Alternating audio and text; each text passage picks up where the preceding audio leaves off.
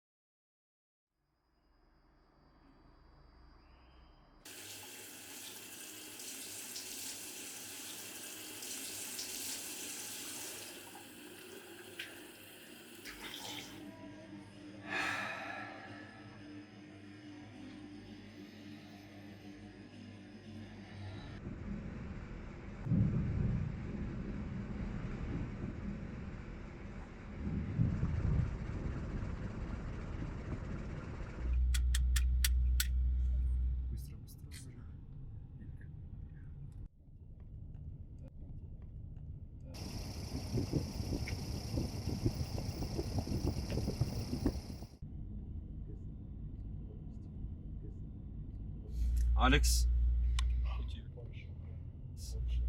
у тебя сегодня важный день. Так точно, капитан. Молодец.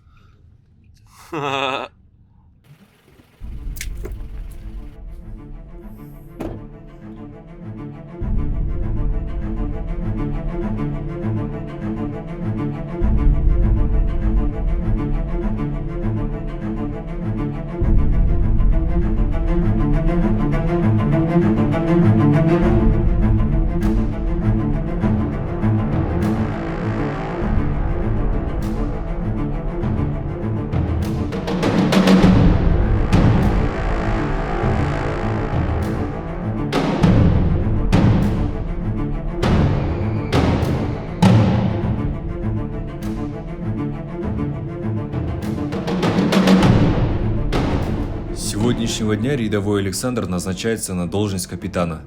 Все это время он себя показал достойно. Даже превзошел всех, поймая 34 беглецов. Весьма впечатляет капитан Александр. Родители гордились бы вами.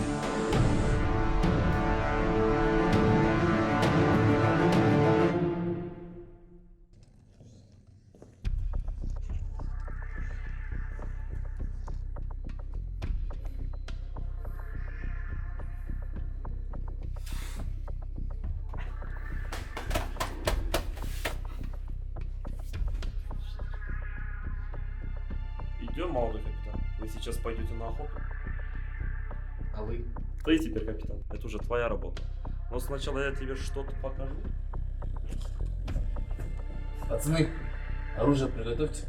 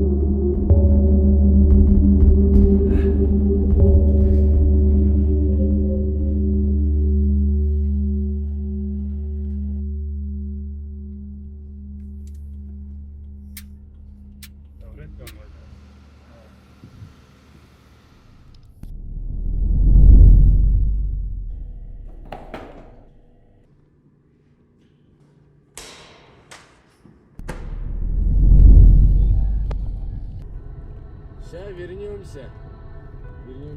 Все большая, целых троих поймали. Да.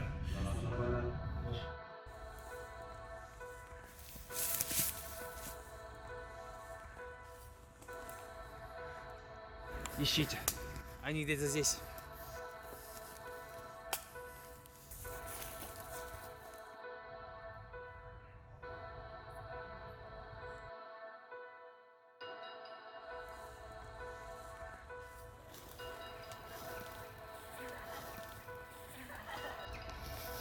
Капитан, мы двоих поймали. Один постарше, а второй помоложе. А это что? Это заброшка. Хотите посмотрим? Не, я сам. Молодцы. А этих твоих в машине. Так точно.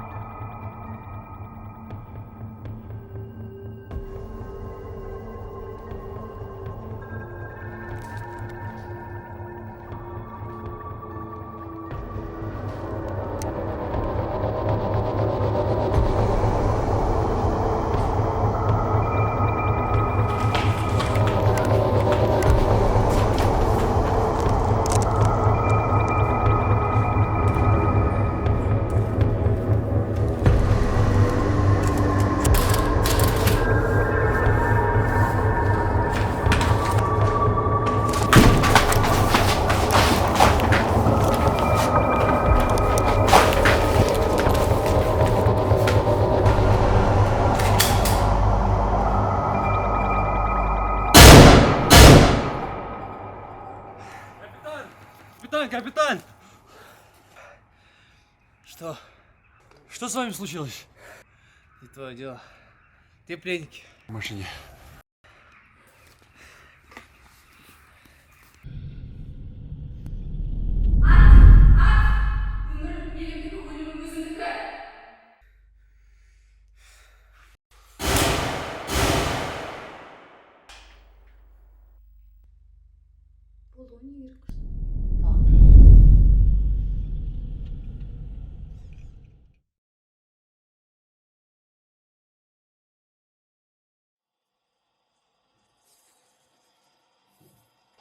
Как там работа?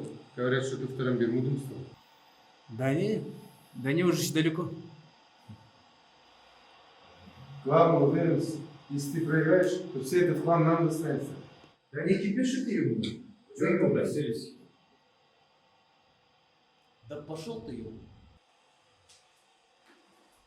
Задницу дерет твою. Сюда иди!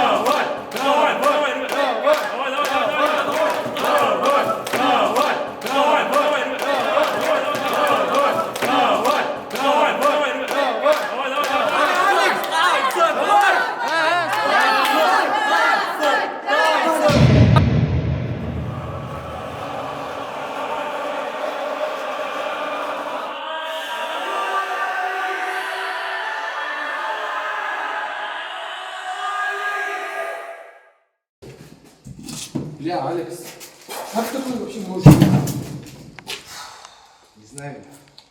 Так вышло. Просто знаешь, ты когда с такими легко справлялся, с тобой точно что-то делать. Проблема возникла просто. Ничего, сегодня нам не повезло. В следующую пару точно пойдем. Ты домой? Давай я тебя отвезу. Нет, ты иди. Я немного потренируюсь. Все тогда, давай. Давай.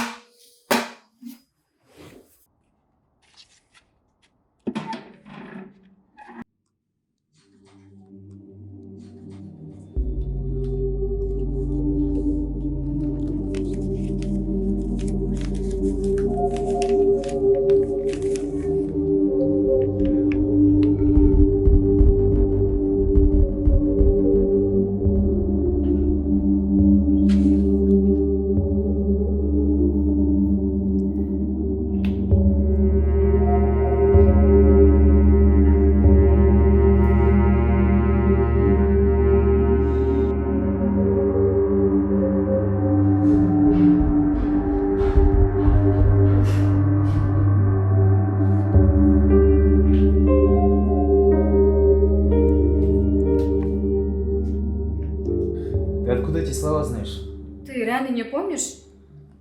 Тогда ты не знаешь своих родителей, так ведь? Да. Наши отцы были друзьями, мы с тобой были друзьями очень близкими. Тебя Асланом звали, когда твоего отца убили, тебя потеряли. Но я тебе всегда говорю, что мы однажды встретимся, и всегда говорила Тумаре. Тумар? Это кулон, там все есть, что ты должен знать. Ты чё, мразь? КПС в моем прошлом? Чё? Тебя Асланом звали? Я служу Союзу. А все, что произошло в прошлом, это уже не важно. Но, блядь, не дай бог, расскажешь об этом кому-то, где лично прикончу их. Сам знаешь. Но там есть твое истинное забытое прошлое.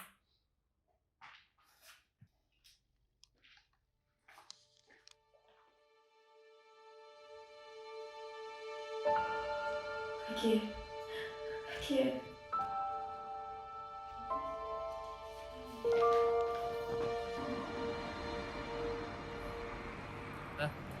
Капитан, еще одного поймали.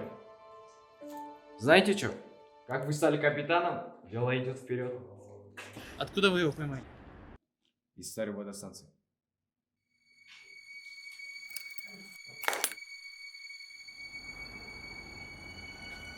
Жіберіңдер! Жіберіңдер! Жібер! Сендер әлі түсінбедіңдер ме? Бодан болып баратысыңдар. Қашанға дейін жалғасады дейсіңдер? Жіберіңдер! Жібер! Жіберіңдер! Жіберіңдер! Жібер! Жіберіңдер деймін! Жібер деймін! Қолын жібер! Жібер қолыңды! Жіберіңдер! Жіберіңдер мені! Тарт қолыңды! Жібер! Жіберіңдер! Қолыңды жібер! Тарт қолыңды! Тарт қолыңды! Жіберіңдер! Жібер! Тарт қолыңды! Жібер! Жіберіңдер! Тарт қолыңды! Тарт! Жіберіңдер! Жібер! Қолыңды тарт! Чего смотришь? Стреляй давай. Жібер!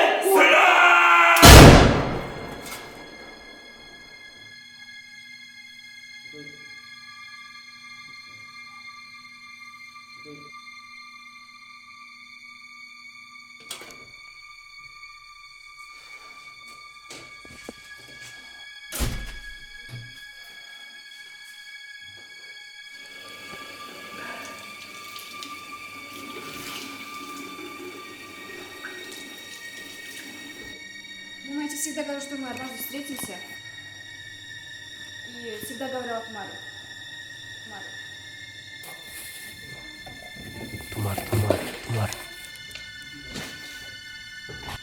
Тумар.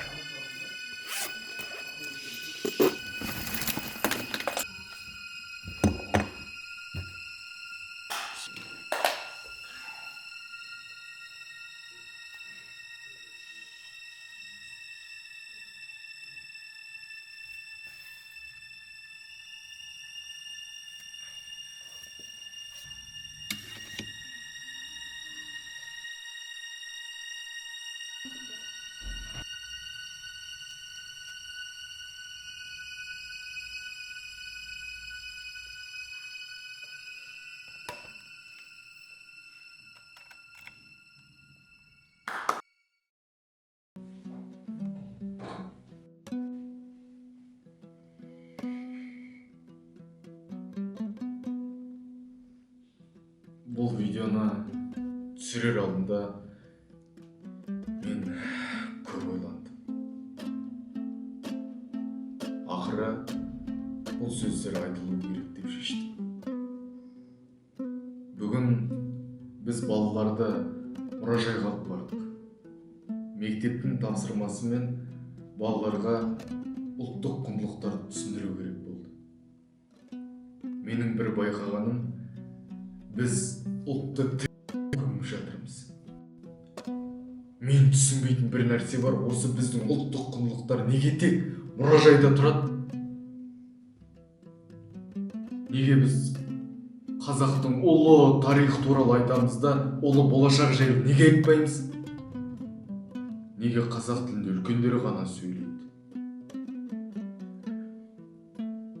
Ең қызығы, сол ұлттық құндылықтарды гид бізге орысша түсіндірді. Орысша. Себебі балалар қазақша білмейді. Мені қинайтын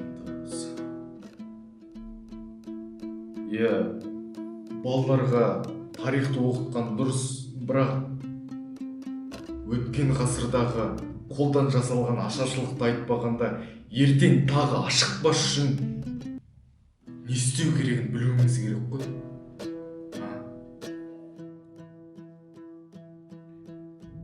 Жазықсыз құрбандардың тағдырын айтқанда олардың нені аңсап кеткенін ескеруіміз тиіс. Қазақ не көрмеді дейсің? Өз жерімізде өзіміз бөтенге айналдық. Қудаландық, құрбан болдық. Отарлау, ядролық сынақ, желтоқсан, осының бәрін көріп ақыры азаттыққа жеттік пе дегенде іштей беріп бара жатқан секілдіміз.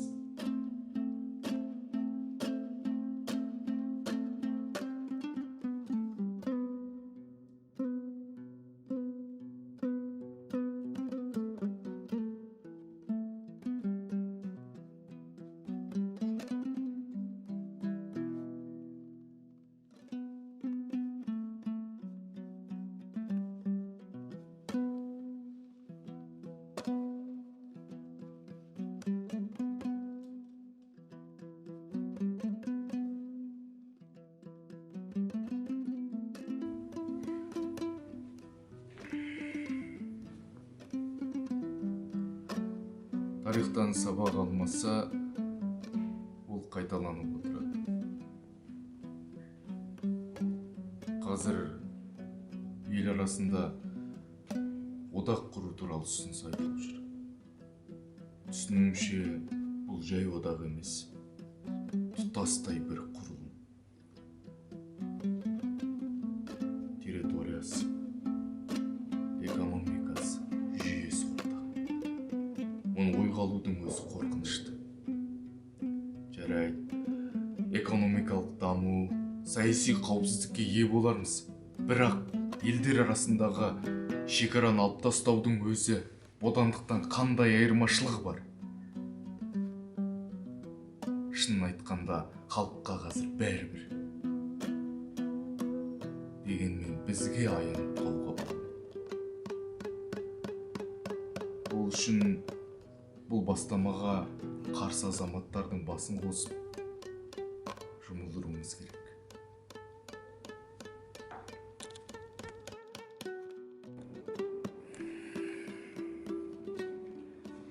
Түсін алар емеспін.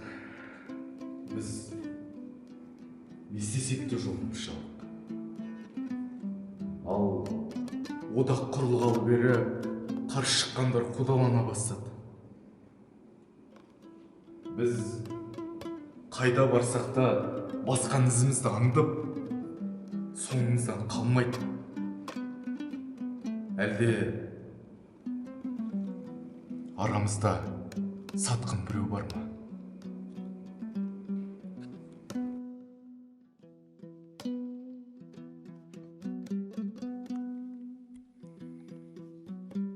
Біз барынша тырыстық.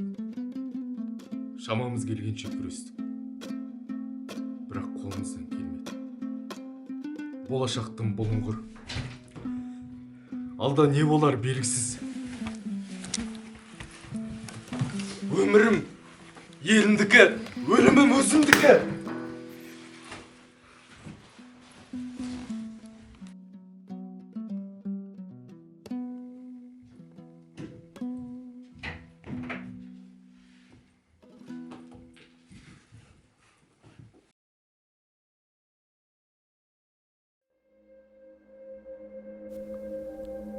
Кто я? Всю свою жизнь я стремился быть как Бермуд. Но оказывается, именно они убили мою семью. А я сам. Сколько жертв. Вообще, как такое может быть?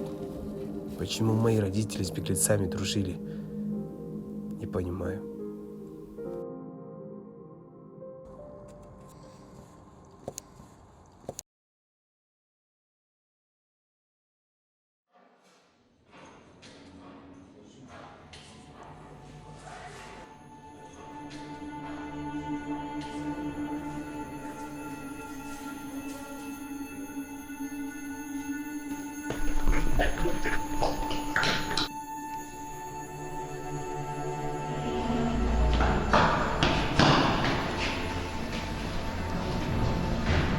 Попался, да?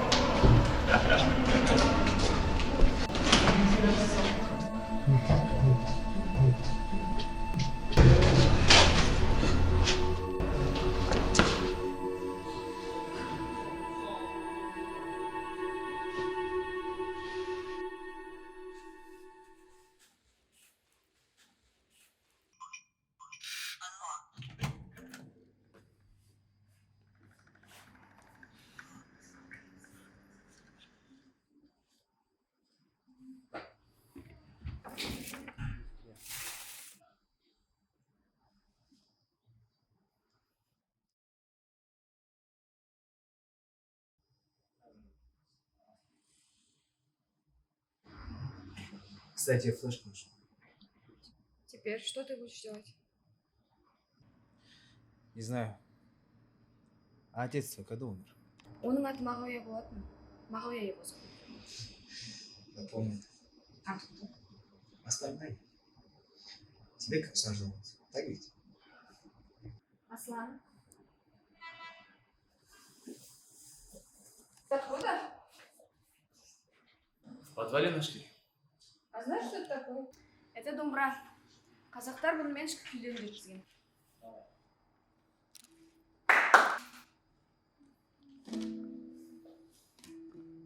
Ки? Это состояние внутреннее.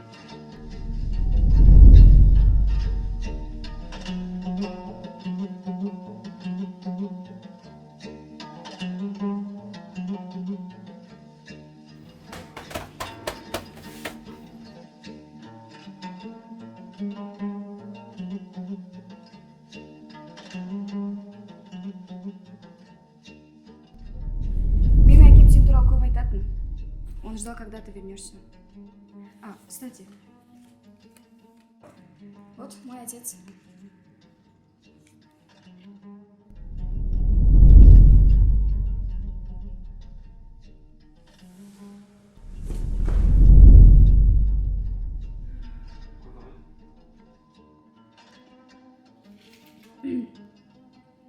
Айтпақшы, флешка туралы. Что ты там узнал? Отец сказал, что его кто-то предал. Но, кажется, сам того не знает. Мне кажется, что Мағауия знает. Ты до конца не смотрел?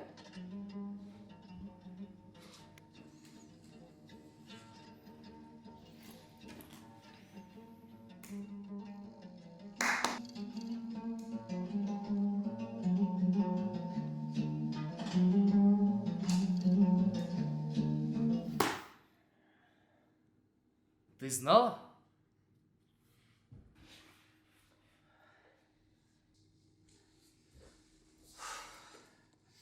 Ты же сказал, что наши отцы были друзьями.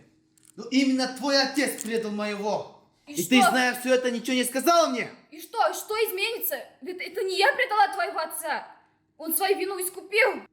А, так значит. Интересно, как он это сделал? Мой отец хотел, чтобы ты узнал правду.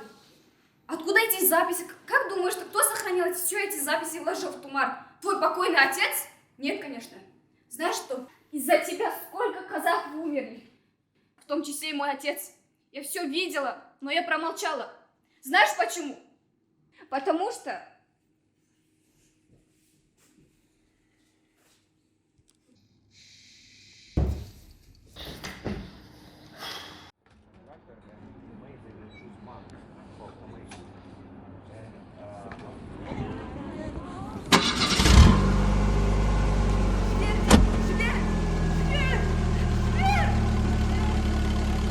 Капитан, еще один улов. Мы вас ждем. Быстрее.